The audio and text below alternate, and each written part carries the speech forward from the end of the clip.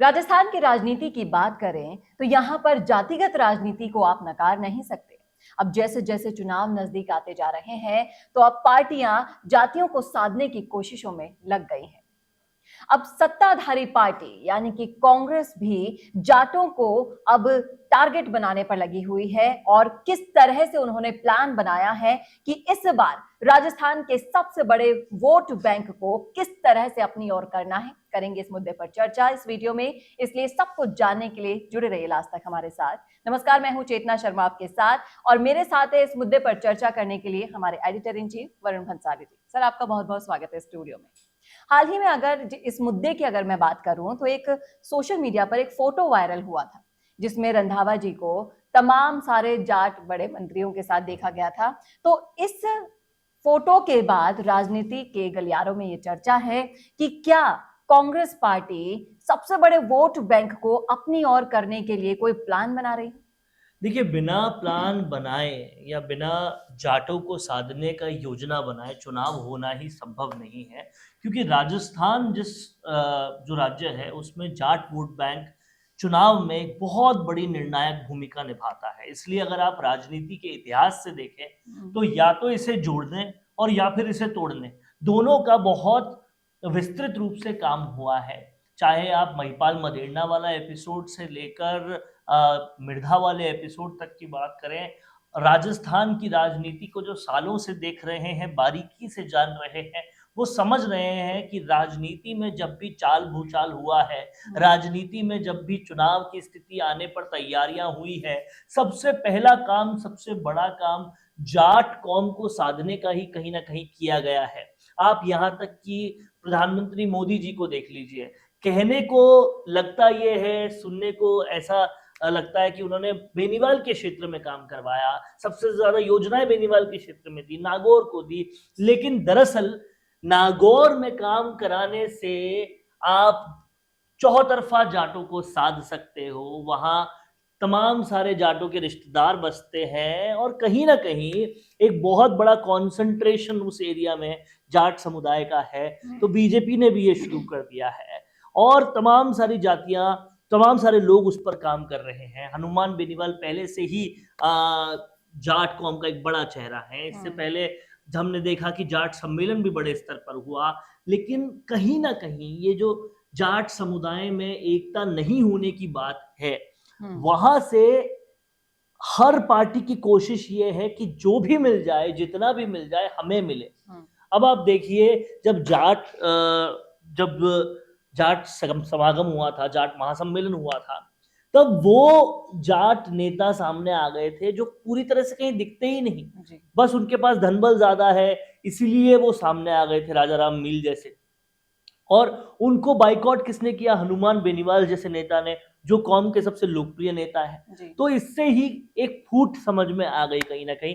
लेकिन उस फूट के साथ साथ जो दूसरी चीज समझ में आई वो थी मजबूरी। आप देखिए, बीजेपी और कांग्रेस दोनों की मजबूरी थी उस कार्यक्रम में पुरजोर तरीके से दिखने की, क्योंकि वो दोनों जानते हैं कि हमारे जाट नेता लोकप्रिय नहीं है।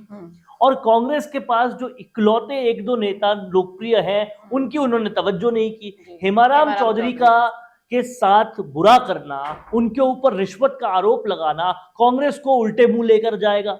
और गोविंद सिंह डोटासरा ने जो किया है, जिस तरह से अपने रिश्तेदारों को आरएस बनाने से लेकर, शिक्षा में घोटालों से लेकर, हर घोटाले में उनके नाम से लेकर, अपनी कैबिनेट बैठकों में मंत्री से लड़ाई से लेकर, लोगों को उल्टा सीधा बोलने से लेकर, लोगों को यहां तक कहने से लेकर कि नाती का बाड़ा है क्या ये, तुम यहाँ क्यों आ रहे हो, ये सारे विवाद जो हैं वो चुनाव में रीप करेंगे, कांग्रेस को कहीं ना कहीं मुंह की खिलाएंगे। तो आपने दो बड़े, गोविंद सिंह डोटासरा भी कोई छोटे जाट नेता नहीं थे, उन्होंने खुद अपनी इमेज खराब करने का काम किया है। वसुंधरा राजे के शासन में अगर कोई सबसे ज्यादा पुरजोर तरीके से विधानसभा में मात्र 20-21 सीटें होने के बावजूद अब अगर कोई अपनी उपस्थिति दर्ज करवा पा रहा था तो वो गोविंद सिंह डोटासरा थे। लेकिन इस कार्यकाल में उन्होंने जो मिट्टी पलीत की है वो कांग्रेस को बहुत डुबा के लेके जाएगी। और आप अगर हेमाराम चौधरी को देखें, उनसे ईमानदार नेता पूरे राजस्थान में कोई और है ही नहीं। तो और ये जो अलग अलग तरह की जो शख्सियत वाले जो जाट नेताओं की जो फहरिस्त है कांग्रेस के पास, तो किस तरह से मेल मिलाप, कांग्रेस ने सबका बंटाधार कर दिया। जो अच्छा नेता था वो उसने इतना रिश्वत खाया, इतना अपने ऊपर आरोप लगवाए, इतना कांग्रेस को गर्त में ले गए गोविंद सिंह डोटासरा जैसे, जो कहीं ना कहीं पूरी कौम के एक तरह से कहें कि कौम अब उनको पसंद नहीं करती। जी। दूसरा, हेमाराम चौधरी, जिनसे ज्यादा ईमानदार नेता राजस्थान में नहीं भारत में कोई नहीं होगा, जी। उनको आपने पूरी तरह से बेइज्जत कर दिया। अब इन दोनों चीजों का ही बदला अगर जाट कौम लेने पर आ गई तो इनके पास कुछ भी नहीं बचेगा। हरीश चौधरी जैसे नेता पूरी तरह से सीएम के खिलाफ हो गए, तो कहाँ बचा आपके पास कोई ऐसा जाट नेता जो आपकी मदद कर सकता हो? ब्रिजेंद्र ओला, वो पायलट खेमे से थे, उनकी आपने जिस जिस तरीके से गत बुरी की वो सब लोग देख रहे हैं। कहाँ आपने किसी जाट नेता को तवज्जो दी? अब जब चुनाव में 3-4 महीने बचे, आप उनकी बैठक ले लें। बैठक लेने से कुछ नहीं होगा साहब, मन में जगह बनानी पड़ेगी, क्योंकि जाट वो कौम है जो मुंह पे बोलती है और चाहती है कि साफ गोही से उनका नेता भी बोले। दिव्या मदेरणा के पिताजी के साथ जो किया, क्या वो दिव्या मदेरणा भूल पाएगी कभी? कभी नहीं भूल पाएगी दिव्या मदेरणा। आपको याद होगा, दिव्या मदेरणा उन मंत्रियों का, उन नेताओं का हिस्सा भी नहीं बनी थी जिन्होंने 25 सितंबर को पूरी तरह से आलाकमान की खिलाफत की थी। जी बिल्कुल। तो कहीं ना कहीं जाट कौम पूरी तरह से अगर देखा जाए तो कांग्रेस के साथ नहीं दिखती, खुद इनके नेता इनके साथ नहीं दिखते, तो कौम की तो बहुत दूर की बात है। बीजेपी की बात करें तो बीजेपी ने सतीश पूनिया को पहले उन्होंने डिमोट किया, उससे थोड़ी सी नाराजगी थी, फिर राष्ट्रीय कार्यकारिणी में ले लिया तो थोड़ी नाराजगी कम हुई।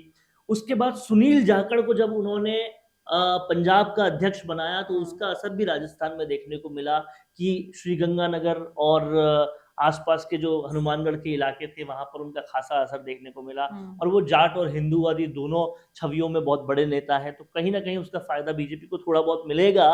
लेकिन यहाँ गेम चेंजर दोनों जातियों के हनुमान, दोनों पार्टियों के अलावा जो सबसे बड़े गेम चेंजर बनेंगे वो हनुमान बेनीवाल बनेंगे, और दोनों पार्टियों के लिए जो सबसे बड़े गेम चेंजर बनेंगे वो भी हनुमान बेनीवाल बनेंगे। क्योंकि देखिए, जिस तरह से अगर अभी का सिनेरियो चल रहा है, जातिगत समीकरण लें या फिर नेताओं की गुटबाजी हो, दोनों को अगर हम एक एस्पेक्ट लेके चलते हैं तो दोनों ही पार्टियां बहुत ज्यादा बहुमत में आती नहीं दिख रही। जी बिल्कुल। और गठबंधन की अगर राजनीति करनी है तो हनुमान बेनीवाल को तो पटाकर रखना ही होगा। पटाकर रखना होगा, इसलिए भी क्योंकि वो तीसरी सबसे बड़ी शक्ति है, और इसलिए भी क्योंकि जाट कौम को साधने का सबसे पुरजोर काम अगर किसी ने किया है तो हनुमान बेनीवाल ने किया है। और आपको एक और खबर दे दूं कि हनुमान बेनीवाल जाट कौम से तो पूरे आश्वस्त है कि उन्हीं को सारे वोट मिलने वाले हैं, और अब सेंधमारी कर रहे हैं गुर्जर वोट बैंक में, क्योंकि गुर्जरों में कहीं ना कहीं अब सचिन पायलट ने भी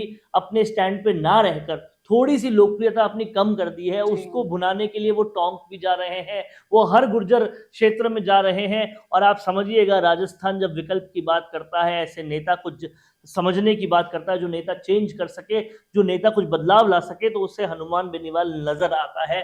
और गुर्जर कहीं अपनी खुन्नस, क्योंकि बीजेपी में विजय बैंसला ने जो किया और कांग्रेस में सचिन पायलट के साथ जो किया, और सचिन पायलट खुद जो अब कर रहे हैं अपनी बातों पर नहीं रहकर, वो दोनों ही वोट बैंक जो है वो हनुमान बेनीवाल को मिल सकते हैं। और हनुमान बेनीवाल इसकी पूरी ताकत के साथ काम कर रहे हैं। और कहीं ना कहीं बीजेपी का भी विजन इसलिए साफ दिखाई दे रहा है क्योंकि अब बीजेपी का जो रुख है हनुमान बेनीवाल को पटाने की तरफ, वो काफी अख्तियार होता दिखाई दे रहा है। मोदी जी और एनडीए में उनमें जो दोस्ती का आलम दिखाई दे रहा है, तो कहीं ना कहीं इशारा कर रही है ये राजस्थान की राजनीति में कि अब हनुमान बेनीवाल को दोनों पार्टियों की तरफ से पटाने की कोशिश जारी है। हनुमान बेनीवाल को भी एनडीए की जरूरत है और एनडीए को भी हनुमान बेनीवाल की जरूरत है। विधानसभा के लिए एनडीए को हनुमान बेनीवाल की जरूरत है, बीजेपी को हनुमान बेनीवाल की जरूरत है, और लोकसभा चुनावों के लिए हनुमान बेनीवाल को बीजेपी की जरूरत है। तो दोनों को एक दूसरे की जरूरत है, क्योंकि लोकसभा चुनावों में ये स्पष्ट है कि वोट मिलेगा तो मोदी जी के नाम पर मिलेगा, और अगर बेनीवाल तब तक मोदी जी के साथ नहीं आए तो नागौर में सेंधमारी हो सकती है। इसीलिए कहीं ना कहीं आप समझिए, ये पूरा घटनाक्रम विधानसभा में मैं आपको दूंगा और लोकसभा में आप मुझे दो, इस पूरी घटनाक्रम पर काम चल रहा है, और इलेक्शन आते आते ये साफ भी हो जाएगा। जी बिल्कुल। तो क्या आपको लगता है कि जाटों की जो अभी एक प्रमुख मांग उठी थी सम्मेलनों में, आपने देखा होगा कि हमारा मुख्यमंत्री हो, क्योंकि ये अभी तक नहीं हुआ है, तो क्या ऐसा कुछ देखने को मिल सकता है राजस्थान की राजनीति? देखिए, प्रधानमंत्री नरेंद्र मोदी और अमित शाह, ये दोनों सरप्राइजेस के भंडार हैं। कब कौन सा कैसा सरप्राइज दे दें, ये किसी को नहीं पता चल सकता। अगर नंबर कम आए और नंबरों को पाटा हनुमान बेनीवाल ने तो कोई बड़ी बात नहीं है, ऐसा सरप्राइज मिल जाए। और अगर बीजेपी के ठीक ठाक नंबर आ गए, बहुमत आ गया, बीजेपी में से कोई बन सकता है, और अगर ऐसा कोई ट्रम्प कार्ड खेल दिया कि किरोड़ी लाल मीणा को एक आदिवासी सीएम के तौर पे प्रोजेक्ट कर दिया, तो भी कोई अतिशयोक्ति नहीं है। और तीसरा नाम जो भाजपा में चल रहा है वो है पूर्व राजकुमारी दिया कुमारी का, क्योंकि कहीं ना कहीं भाजपा का सबसे बड़ा vote bank Rajput vote bank है, और राजपूत वोट बैंक को साधना बहुत जरूरी है। और दिया कुमारी बिना विवादों वाली शख्सियत है। वसुंधरा राजे को ये लोग नहीं चाहते, गजेंद्र सिंह शेखावत विवादों से जुड़े हैं, इसलिए वो उनका भी नाम आता है। तो ये भविष्य के ऊपर है, पर कहीं ना कहीं जाट वोट बैंक को साधना बेहद जरूरी है। जी बिल्कुल।